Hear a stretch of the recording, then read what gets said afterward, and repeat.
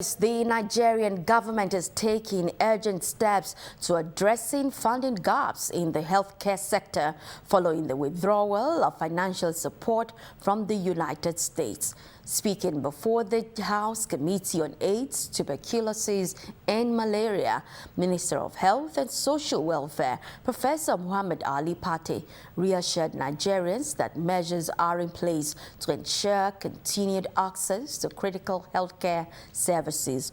Professor Pate acknowledged the significant contributions of the external donors over the years, but emphasized the need for Nigeria to take ownership of its healthcare funding, while also highlighting ongoing efforts between federal, state and local governments to strengthen the sector.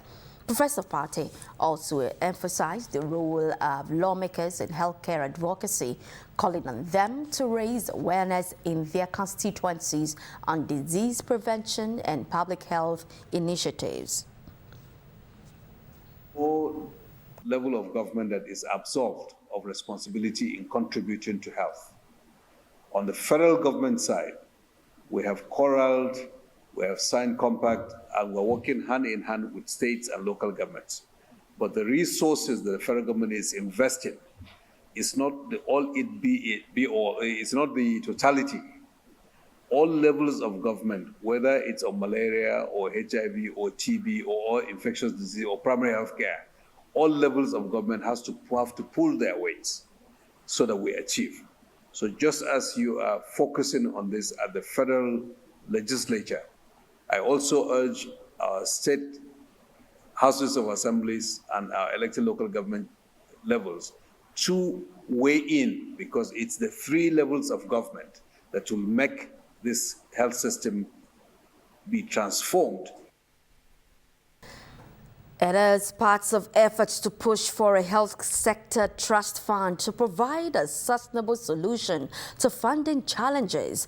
The chairman of the committee, Honorable Amobi Oga, reiterated the importance of increased domestic investment in healthcare. Funding and less dependence on foreign funding for our health system, and as we are all aware of the withdrawal of financial support by the U.S. government's funding for African health system, the Nigerian government has equally risen to the occasion by allocating more resources to the fight against communicable diseases.